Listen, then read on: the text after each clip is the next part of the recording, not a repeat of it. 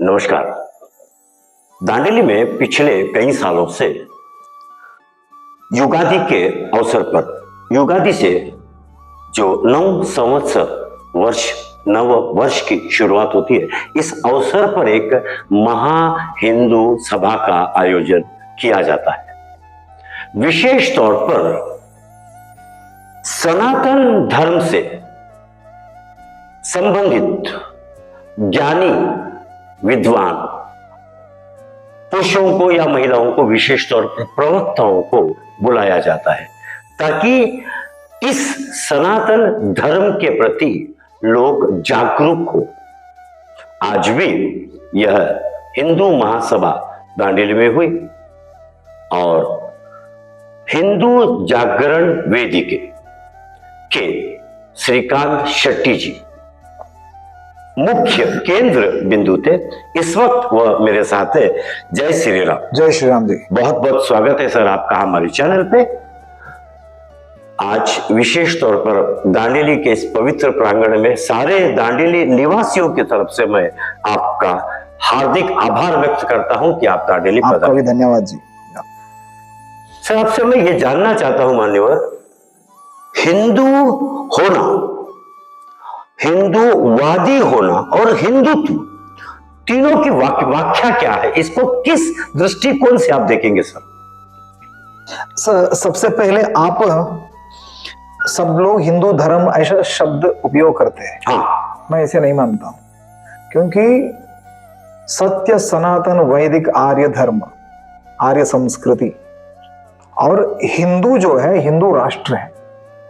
हिंदू जो है, हिंदू एक भौगोलिक परिप्रेक्ष्य है, मतलब एक जगह जो है जिसको सप्त सिंधु एक नहीं सप्त सिंधु, जहां 7 नदियां पूरे देश में जो भारतीय उपखंड में आज बहती है, जिस पर मेरे कावेरी भी है, वहां से लेकर जो आज के पाकिस्तान में बहने वाले सिंधु तक, गंगा यमुना गोदावरी नर्मदा सिंधु कावेरी, ये पूरे जो जितने भी है, इसके जो इर्द गिर्द जो भी नागरिकता यहाँ पर विकसन हुआ, उसे पूरा मिलाकर उसको बोलते सिंधु नाम के शब्द से ही हिंदू उत्पत्ति हुआ। अच्छा, ये सप्त हिंदू यानी भारत में बहने वाली 5 मुख्य नदियां, 7 माफ कीजिएगा, 7 मुख्य नदियां जहां पर जीवन विकसित हुआ। अच्छा, इसमें आप मेहरगढ़ देखोगे, कालीबंगन देखोगे, अभी नीचे जो तमिलनाडु के बाजू में, वहां पर भी अभी वो नदी के बाजू में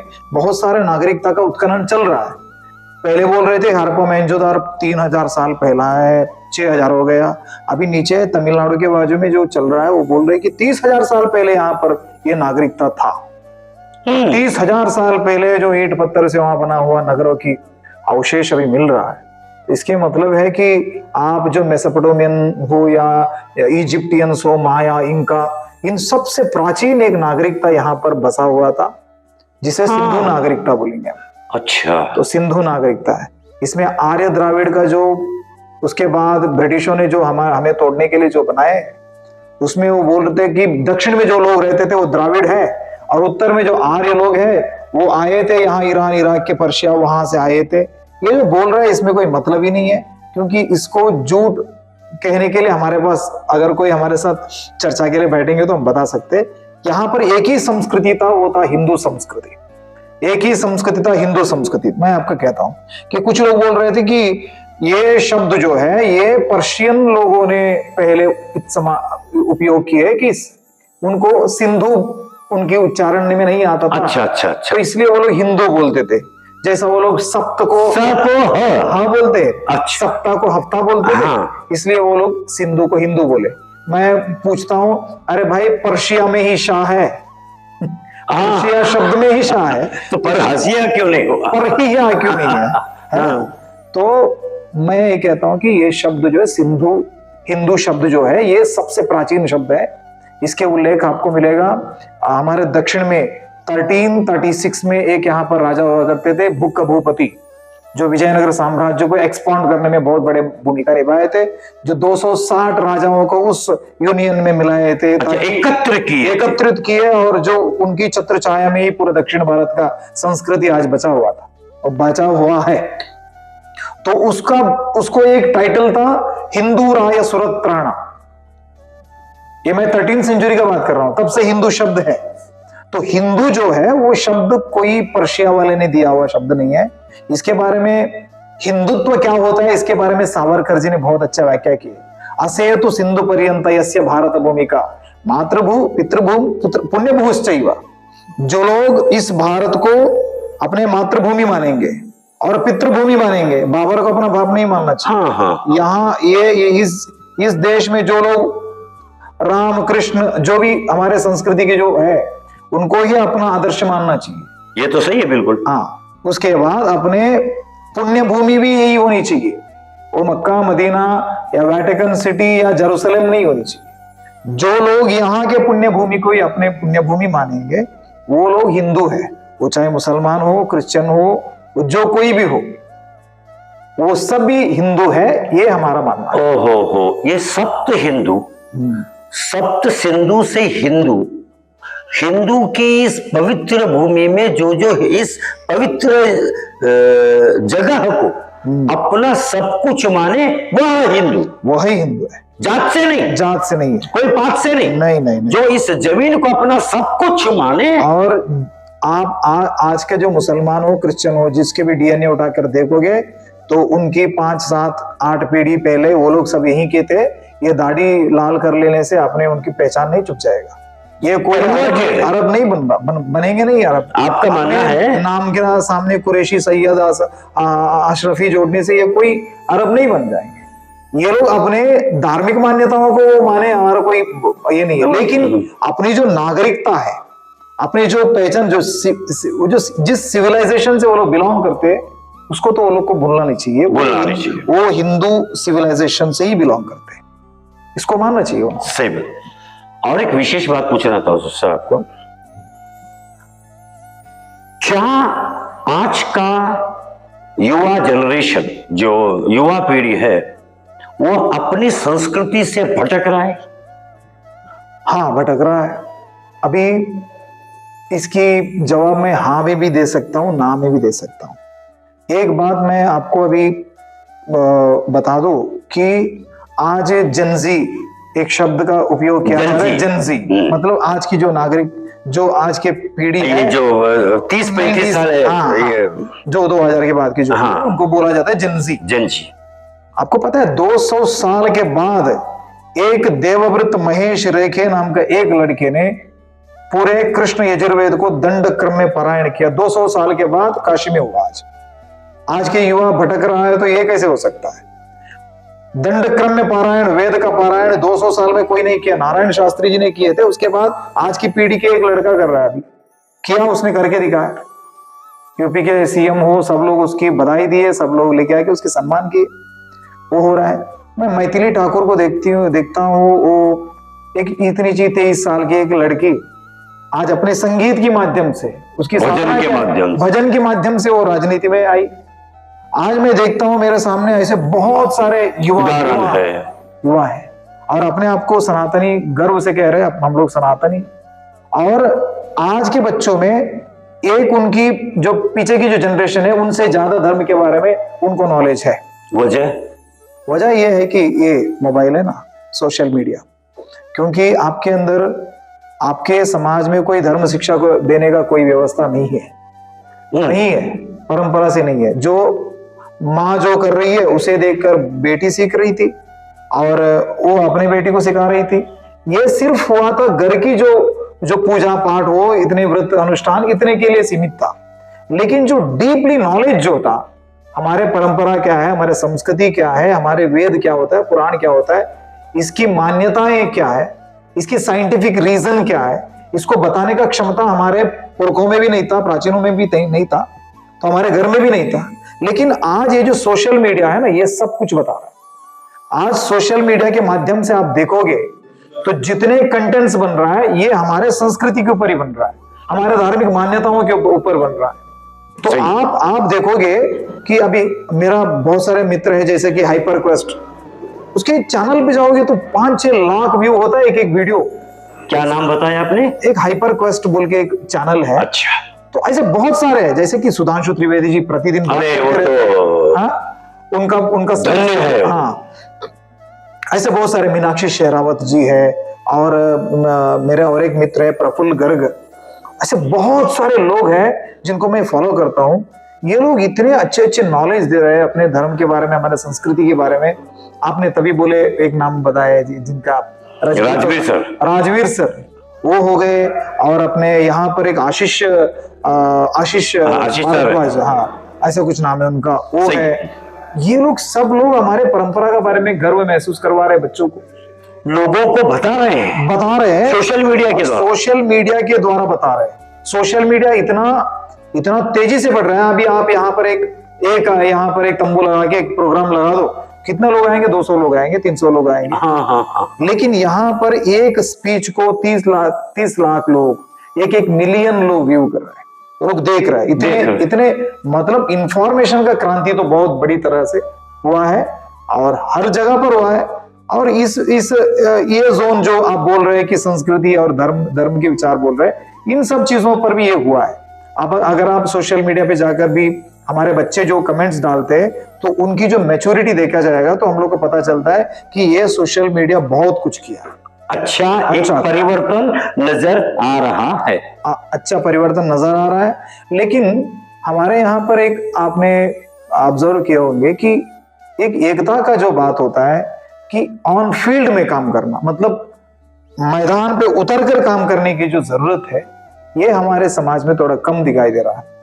जागरूकता तो सब जगह पर है, सभी लोगों के पास जागरूकता है, लेकिन क्या है, हमारे व्यवस्था आज इसको क्या बोलते हैं कि ग्लोबलाइजेशन, जैसे हमारे पूरे दुनिया के पूरे कंपनीज आके यहाँ पर भर गया। आप पहले 20-30 साल पहले एक साबुन से अपने सर भी धोते थे, उसमें भी नहाते थे, उसमें कपड़ा भी धोते थे, बर्तन भी घासते थे, अपने बैल भैंस भी उसमें ही। लेकिन आज ऐसा नहीं है। आज एक आदमी को नहाने के लिए सर पे शैम्पू अलग होता है, फेस वॉश अलग होता है, उसके बाद शरीर का धोने के लिए अलग होता है, कपड़ों के लिए अलग होता है, कंडीशनर मतलब अपने जीवन में बहुत सारे प्रोडक्ट्स, मतलब ऐसे भौतिक वस्तु भर गए। घर में 2 कैनेटिक होंडा अलग हो गया, कार अलग हो गया, घर अलग हो गया, एसी कूलर। जहां ये कंपनियां आपको ये जो इतने सारे सामान आपके घर पे भर चुका है, तो इसके साथ साथ लोगों की जो एम्बिशंस भी बढ़ रहा है। तो अपने लाइफ को ये लोग सब बहुत ही एक्सपेंसिव बना चुके हैं लोग, खर्चीला। तो घर में 2 लोग कमाना पड़ेगा, नहीं तो घर नहीं चलने वाला। सही बात। तो 2 लोग कमा रहे, तो बच्चे एजुकेशन अच्छे स्कूल में बच्चों को लगाना है। तो इन सब चीजों की वजह से लोग अपने काम पे इतना बिजी हो गए हैं कि इन सब चीजों को देखते हैं, इन सब चीजों को ये लोग जानते हैं, लेकिन अपने समय नहीं दे पा रहा है। ये बहुत बड़े एक ड्रॉबैक है। एक सिर्फ हमारा नहीं है, क्योंकि सब लोग अभी 60,000 का पगार है, तो 40,000 उसका ईएमआई में ही चला जा रहा है। तो उसको शौक पूरे करने को गाड़ियां चाहिए, घर का किस्त भरने के लिए तो 60,000 पगार है, तो उसकी बचत में 20,000 भी नहीं बचता है, पूरा जा रहा है ईएमआई में। तो अगर ये आदमी और ये इंसान अगर रास्ते पे उतर के जुलूस में भाग लेगा या कोई धरने में भाग लेगा, मैदान में उतरेगा, किस्त कौन बरेगा? सही बात है। तो ये लोग सब लोग अपने जीवन को बहुत ही व्यस्त हो गए। इस वजह से हमारे यहाँ पर थोड़ा बहुत इन हिंदू आंदोलन जो चल रहा है मूवमेंट, इसमें थोड़ा ऑन ग्राउंड में ये लोग वो नजर नहीं आ रहे हैं। जो जिस तादाद में, जिस संख्या में, जिस उपस्थिति होनी चाहिए, वो नहीं आ रही है मैदान में। बाकी लोग एक्टिव है और सोशल मीडिया, और सब जानकारी रखते हैं, सभी जानकारी लोग रखते हैं। जो हो रहा है सब वो लोग देख रहे हैं। और आज हमें एक वोट डालने का एक माध्यम है ना, कि हम लोग ने मोदी को वोट डाला, सब काम अभी मोदी करेगा, हम कुछ नहीं करेंगे, हम सोशल मीडिया में देखेंगे, हम बस कमेंट्स करेंगे। लेकिन आपको बड़ा दुर्दैव की बात और एक बताता हूँ। आप 2024 का इलेक्शन का पूरे रिजल्ट उठा के देखिए, 22 करोड़ हिंदू खाली मोदी को सपोर्ट किए। अब बोल रहे हैं ना 100 करोड़ हिंदू है, हो सकता है ऐसे 60-70 करोड़ तो वोटर्स होंगे। कितने हिंदू सपोर्ट किए? सिर्फ 22 करोड़ हिंदू सपोर्ट किए। उसकी वजह से आज ये देश थोड़ा स्टेबल है। कि पूरे जगह पर दंगा चल रहा है, तो हमारे देश में अगर हम लोग यहाँ बैठ के सुकून से बात कर रहे हैं तो सही। इसके कारण सिर्फ 22 करोड़ हिंदू अपने सारे निजी जीवन के सारे स्वार्थ को अपने बाजू में रख दिए और कुछ एक अच्छा नेक उद्देश्य से वोट किए, इस वजह से हो रहा है। तो अगर सोचो आप 70 करोड़ हिंदू अगर इस बात को सोचेंगे और राष्ट्र हित पर वोटिंग करेंगे, मैं किसी भी पार्टी का बात नहीं कर रहा हूँ, कांग्रेस बीजेपी, एक अच्छे इंसान जो गुड गवर्नेंस जो होगा इसके लिए वोट करेंगे, अपनी जात नहीं देखेंगे, कौन अपना जेब में कितना निजी फायदा नहीं देखेंगे, अपने निजी फायदा नहीं देखेंगे, राष्ट्र हित देखेंगे। तो ये पूरा देश जो है ना बोल रहे हैं कि हम लोग विश्व गुरु बनेंगे, ये दिन दूर नहीं है, ये हो जाएगा। विश्व गुरु बनने के लिए कहते हैं ना, अपने पौराणिक कथाओं को या पौराणिक जानकारियों को नहीं जानोगे तो अपने आप को कैसे पहचानोगे? हाँ, तो जो लोग अपने अतीत को नहीं जानेंगे वो खुद को कैसे पहचानेंगे? सुधार आपने, धन्यवाद। यही मैं कहना चाह रहा हूं कि क्या एक हिंदू सिर्फ हिंदू को ही वोट दे या उसको वोट दे जो राष्ट्र के हित की और राष्ट्र के जन की रक्षा करने के काबिल हो? अभी हिंदू शब्द आप फिर उसको जात से जोड़ दिए क्या? क्या है, आज हिंदू शब्द एक जात से ही जुड़ा हुआ है। आपका मानना है, पड़ेगा अभी आपका मानना है, आपकी सोच है कि मेरे नजर से अब्दुल कलाम हिंदू थे, मेरे नजर से जो शिवाजी के रायगढ़ के किले पर जो 1818 में पूरे मराठा साम्राज्य के सब जगह पर हमारा भगवत ध्वज को उतार दिए थे, वहां पर यूनियन जैक लगा हुआ था, ब्रिटिशों ने लगा दिए थे, एल्फिंस्टन ने जब शनिवार वाड़े को अपने कब्जे में कर लिया तभी। लेकिन रायगढ़ के अंदर भगवत ध्वज वहां लहरा रहा था, उसे लहराने वाला एक मुसलमान था, अपने क्या बोलते हैं उनकी मान्यताओं से वो मुसलमान था, लेकिन वो संस्कृति से हिंदू था, जन्म से वह मुसलमान थे, लेकिन वो किलेदार था, जैनुद्दीन उसका नाम था। उस जैनुद्दीन किलेदार ने भगवत ध्वज को वहां पर बचा के रखा हुआ था। तो आप 1761 में जब पानीपत का तीसरी युद्ध लड़ा गया तो बाहर से आया हुआ शत्रु भारत के ऊपर अब्दाली ने अटैक किया। तीसरी पानीपत में अब्दाली ने जब अटैक किया तो यहाँ बाबू सदाशिव राव के साथ एक उनकी गोलंदाज जो तोप चलाते तोप खाने का जो प्रमुख था, उसका नाम था इब्राहिम खान गार्डी। तो उसको ये लोग लालच देते, तुम मुसलमान हो, तुम मुसल्ले ईमान हो, तुम हमारे साथ आ जाओ, तुम्हें जो चाहिए हम दे देंगे। तो वो बोलता है मैं अपने वतन के साथ गद्दारी नहीं करूंगा। वही तो मुसल्ले ईमान है। हाँ। जो देश के साथ गद्दारी ना करे। बाबर की औलाद मुसल्ले ईमान नहीं हो सकता। कैसे हो सकता है? वो तुर्कमेनिस्तान से आया हुआ, समरकंद से आया हुआ किसी मुसलमान के नाम पर यहाँ पर गले रेतने वाले को हम लोग कैसे मानेंगे कि वो मुसलमान है या हिंदू है? उसको नहीं मान सकते। देश के प्रति जो समर्पित हो, संस्कृति हिंदू है, नागरिकता हिंदू है, राष्ट्र हिंदू है, तो सब लोग को अपने आप को हिंदू मानना ही पड़ेगा इस देश में। तो ये पूरा समस्या जो है इसकी समाधान निकल जाएगा। इसमें कोई राजनीति की चालें नहीं है कि कुछ राजनीतिक दल अपने निजी स्वार्थ के लिए कुछ थोड़ा जातिवादी में बांट दें हम और कर लें अपनी सत्ता में, क्यों मतलब कई सालों से सत्ता में है। आप अभी मुद्दे पर आए हो। देखो 1937 तक इस देश के मुसलमानों को अलग कानून नहीं था, ये सब का सब हिंदू कानून को ही फॉलो करते थे। हिंदू मतलब तभी एक ही कानून था, हिंदुओं को अलग, मुसलमानों को अलग कानून नहीं था। जो अरब का सोशल सिस्टम है, शरीयत लॉ, उसका और इस्लाम से कोई लेना देना नहीं। वहां का कानून से और इस्लाम का कोई लेना देना नहीं। सही है। इस्लाम एक धार्मिक व्यवस्था है ना, कि भगवान तक हम लोग कैसे जा सकते हैं, उसकी मार्ग है। सही है। तो सोशल सिस्टम में उसका क्या पात्र क्या है? वो कुछ होना नहीं चाहिए था, लेकिन ब्रिटिशों ने क्या किया, शरीयत यहाँ पर लागू कर दिए और मुसलमानों को एक प्रत्येक वोटिंग ये बना दिए, अपना क्या बोलते हैं उसको, मतदान क्षेत्र। मतलब वहां पर जहां मुसलमानों के लिए एक मतदान क्षेत्र बनाया, वहां पर मुसलमान ही चुनाव लड़ सकता है और मुसलमान ही वोट दे सकता है। आरक्षण कर दिया, आरक्षण टाइप ये मुसलमान के लिए पक्का है। मुसलमान रिजर्व सीट्स, हाँ, वहां पर सिर्फ मुसलमान ही वोट कर सकता है, मुसलमान ही लड़ेगा। हाँ, अगर भाजपा से लड़ना है तो मुसलमान को ही लड़ना है, अगर कोई पार्टी से किसी को लड़ना है तो मुसलमान को ही लड़ना है। हिंदुओं को वहां वोटिंग का राइट्स भी नहीं। ये अंग्रेजों के जमाने की बात है। अंग्रेजों की जमाने का बात है। 1906 में जब मिंटो मार्ले का जो वहां पर संधि हुआ था, तब उस समय पर ये लागू हुआ। तो जहां जहां पर ये रिजर्वेशन हुआ वो पूरे जगह भारत से अलग हो गया।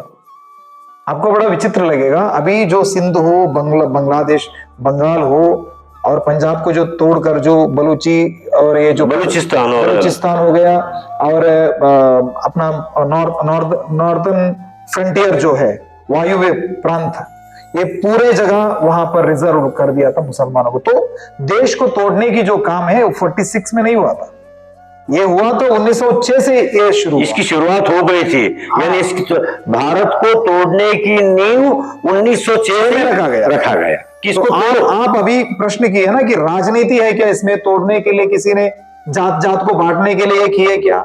तो हिंदू मुसलमानों को बांटने के लिए 1906 में इन्होंने किया था, अंग्रेजों ने शुरू किए। उसके बाद मुस्लिम लीग बनाया, उन्होंने ही बनाया।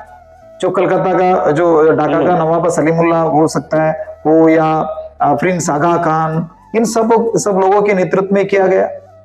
लेकिन जब उनका एक इंटेंशन ये था कि पूरे देश जो है, भारत का सब कॉन्टिनेंट जो भी है, इसके अंदर एक एक जगह पर, एक एक स्टेट पर मुसलमानों का राज होगा।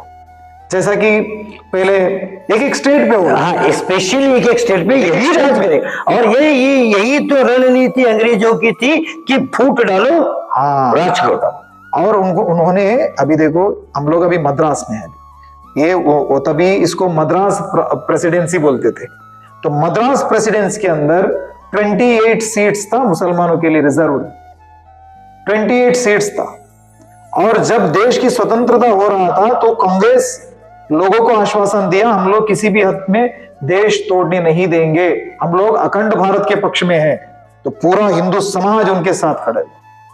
और मुस्लिम लीग स्पष्ट रूप से कह रहा था कि हम लोग पाकिस्तान बनाना चाहते हैं, तुम लोग हमें वोट दो, हम लोग पाकिस्तान बनाएंगे। तो मद्रास में हो या पूरे देश में मुस्लिम रिजर्व सीट जितने भी थे, वो सब लोग कांग्रेस की अखंड भारत का पक्ष में नहीं थे, प्रत्येक पाकिस्तान के पक्ष में थे। और मद्रास के अंदर 28 सीट में भी मुस्लिम लीग ने जीता। लेकिन जब पाकिस्तान बना तो इस 28 सीट में जो लोग पाकिस्तान के समर्थन में वोट डाले थे, उनमें एक आदमी भी पाकिस्तान नहीं गया। वो लोग सबका सब यहीं रह गए, इस भारत के अंदर ही रह गए। विचारधारा, हाँ। तो क्या हकीकत और विचारधारा में, दोनों में फर्क था। वो लोग क्या सोचे थे, उनका पूरा गड़बड़ी हो गया कि वो लोग सोचे थे कि पाकिस्तान यहीं बनेगा, ये पाकिस्तान यहीं बनेगा। हाँ, एक निजाम का हैदराबाद पाकिस्तान बनेगा। नीचे मलबार, केरला कोस्ट से लेके जो ये भाग जो है, ये मोपलिस्तान बनेगा। और अभी मेरठ और उत्तर प्रदेश के भाग में वहां पर एक पाकिस्तान बनेगा। जूनागढ़ का भोपाल का जो राज्य है वो पाकिस्तान बनेगा। और ये जो कश्मीर है वो पाकिस्तान बनने वाला है। यानी चारों बाजू ये एक घेरा हो जाएगा। हाँ, ये सोचे थे वो लोग। लेकिन सरदार वल्लभ भाई पटेल और वीपी मेनन, ये दोनों लोग मिलकर पूरे देश के अंदर लैप्स ऑफ पैरामाउंसी और इंस्ट्रूमेंट ऑफ एक्सिशन बोलते हैं उसको, मतलब जो संस्थान के राजा लोग हैं, तुम लोग भारत के साथ विलय कर लो, नहीं तो तुम्हारे हाल हम लोग ठीक नहीं करेंगे, हिसाब कर दिया जाएगा। अच्छे से मानो तो अच्छे से समझाएंगे, नहीं मानेंगे तो हमारा पास दूसरा तैयार है, जो हैदराबाद के निजाम को हम लोग ने बताया। तो इस तरह पूरे देश को हम लोग ने एकीकरण किया। ये श्रेय जाता है भारत के बिस्मार्क सरदार वल्लभ भाई पटेल को। जो लोग राजनीति के आधार पर हमें फूट डालने के सपना देखे थे, पूरे हिंदुस्तान को खत्म करने के सपना ब्रिटिशों ने देखे थे, ये एक आदमी की वजह से नहीं चल पाया। वो थे सरदार वल्लभ भाई पटेल, लौह पुरुष, और जिनका नाम लेने पे भी एक क्या कहें, एक गर्व महसूस होता है, वह सरदार वल्लभ भाई पटेल। हाँ। विशेष तौर पर जो आपने बताया कि जो भी वह हिंदुस्तानी है, वह हिंदू है, जो इस देश के प्रति, इस भूमि के प्रति, इस अपनी मातृभूमि के प्रति समर्पित है, वह हर कोई हिंदू है। हिंदू है। और यही होना भी चाहिए।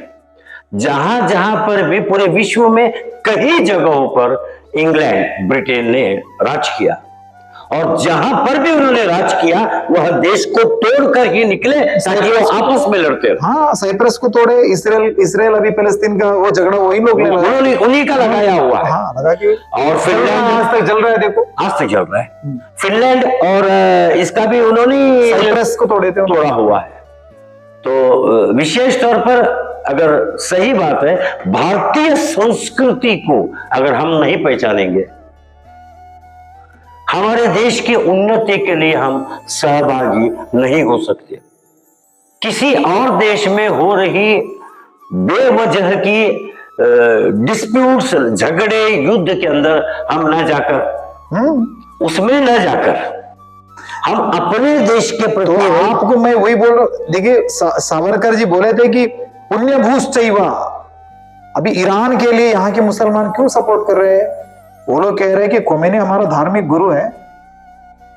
यहाँ 1921 में खिलाफत मूवमेंट के लिए यहाँ का सुन्नी मुसलमान क्यों सपोर्ट किए थे? क्योंकि टर्की का खलीफा हमारा धर्मगुरु है, इसलिए हम लोग कर रहे हैं। तो देश के बाहर तुम्हारा कोई आस्था रहेगा तो आप देश का निष्ठा कैसे हो सकते हो? सही बात, कैसे हो सकते हो? यही बात है ना। तो आप यहाँ पर यही बात है कि ईरान के लिए तुम लोग यहाँ पर पैसे इकट्ठे करके दे रहे हो, कश्मीर के अंदर बोल रहे हो कि गरीबी है, भुखमरी है, लेकिन सोना वगैरह अपना गहना उतार कर उसको जमे करके दे रहे हो वहां पर कश्मीर के। तो करगिल के वार में कहा क्यों नहीं आया ये सब? परसों पहलगांव के अटैक हुआ, तब ऑपरेशन सिंदूर हुआ, तो कितने लोग दिए? तो वहां पर मारा गया था ना, जो घुड़सवार जो था कश्मीरी था, वो मुसलमान ही था, उसको मार के चले गए। तो उसके खिलाफ जब कार्रवाई कर रहे थे हमारे सेना के लोग, तो हमारे सैनिक निधि में 1 रुपया आया उनसे, कश्मीर के मुसलमानों से।